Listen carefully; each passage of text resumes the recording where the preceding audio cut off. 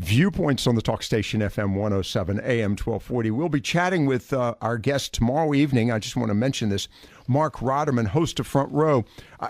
One of the stories, and we don't have time, I'm going to tease it, Mark, before I get into the conversation with you. But one of the issues that really has me bumfuzzled, love that term, however you would describe it, bumfuzzled. You know, no, okay.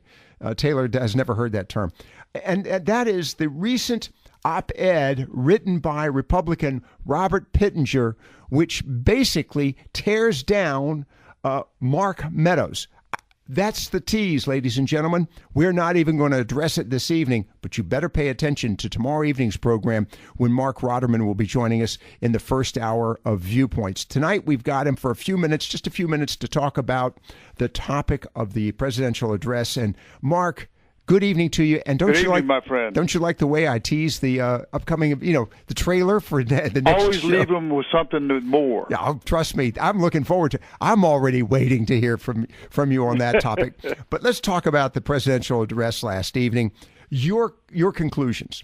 Well, I thought it was very Reagan-esque, and today is Ronald Reagan's 108th birthday. Wow. And and they should honor the president with, frankly, our former president, with ending socialism.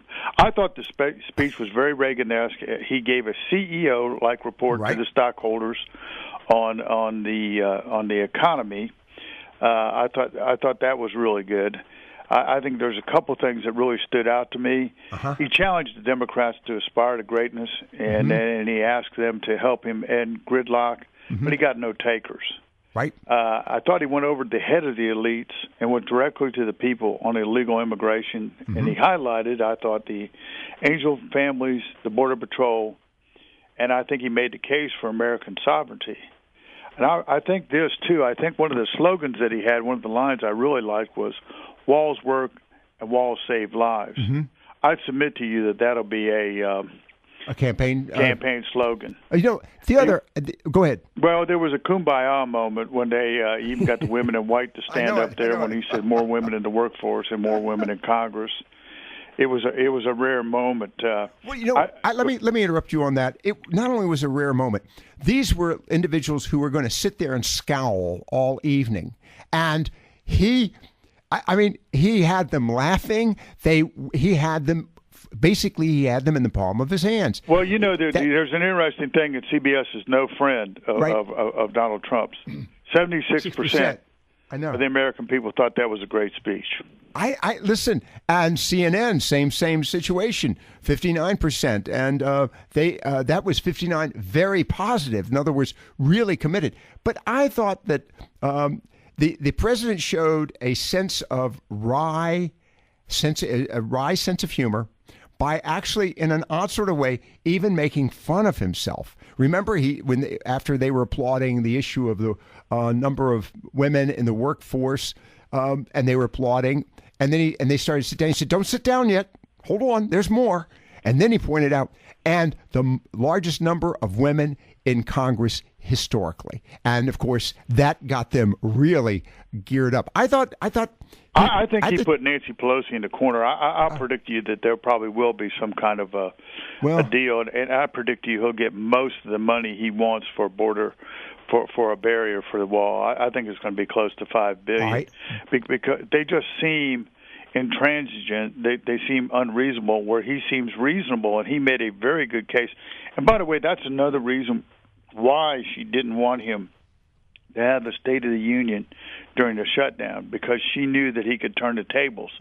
And I think, look, when you start creating 304,000 jobs in 1 month, that is an economic miracle. Right.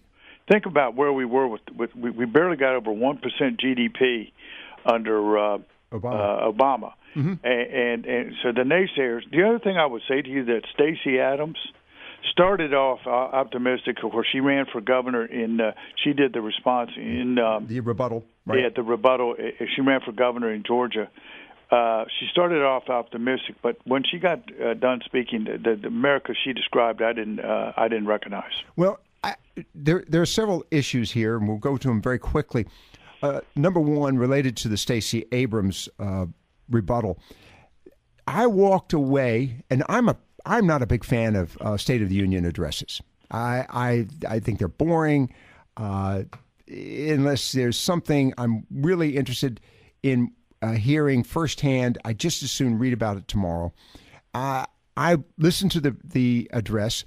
It started off a little bombastic, but then as he got into his stride, he captured me, and I think he captured a lot of the audience. And I think I want to get your opinion of that. One thing I think is very key: he didn't wait for Nancy Pelosi to say, "I have the high honor and distinction." No, you're right. Distinct honor to introduce the president. He just moved on and caught her unawares, which I think was very smart. That was, no one has pointed that out, because usually the speaker gavels the House to order and says, I have a high honor of introducing or representing. I have the high honor and great distinction of introducing the President of the United States. She did not do that. And what he did was he went right to his CEO report, because who knows, honestly, Lockwood, how she would have handled that. That doesn't matter. I think that. What I'm saying is she could have done it in a kind of a smirky way, and set the tone for the evening.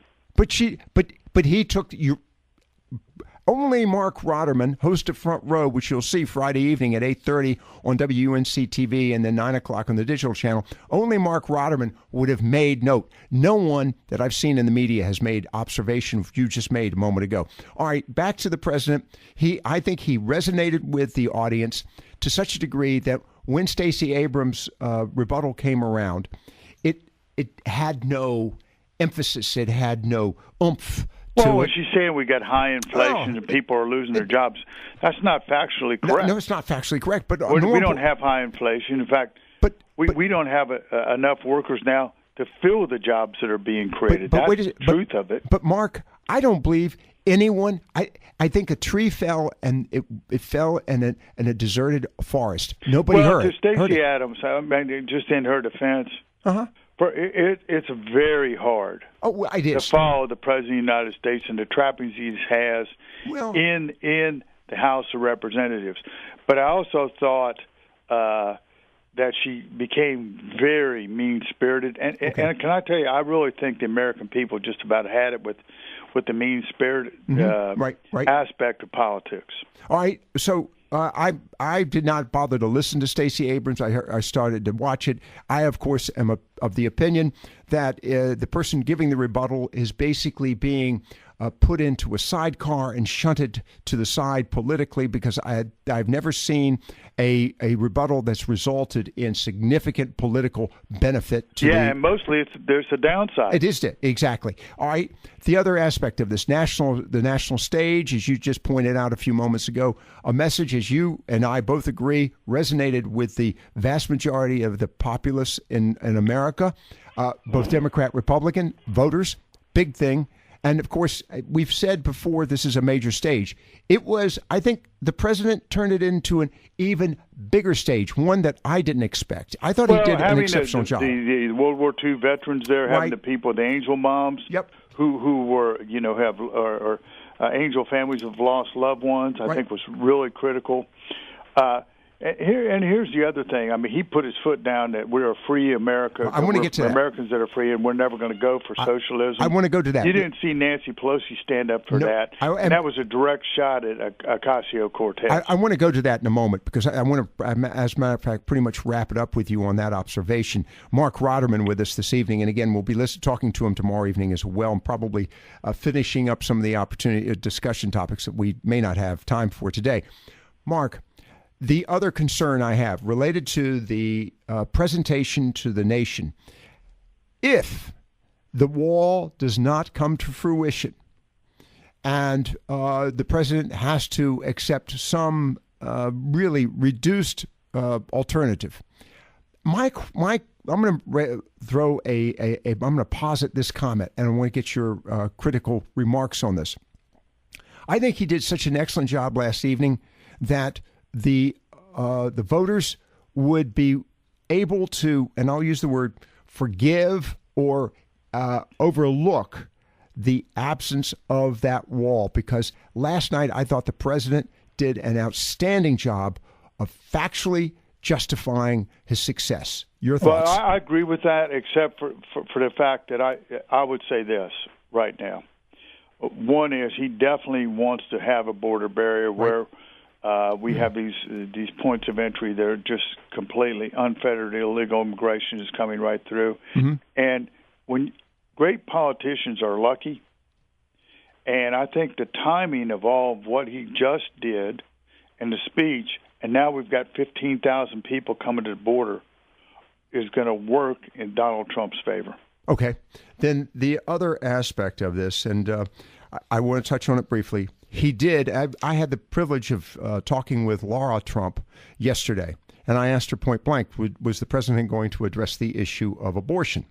And she wasn't sure. Of course, she's been not in Washington, D.C., and she's been traveling. But in the process, she expressed her frustrations and anger and angst about that topic as well. And I was very pleased that the president did, in fact, address that issue. And no, it was straightforward in everything he did, whether it was socialism or, frankly, murdering a baby after it's outside of the womb. I mean, these are extreme leftist positions that I do not believe the American people in flyover country, in the Midwest, in the middle of the country are going to believe. They may believe it in Manhattan, and they may well believe it in Silicon Valley.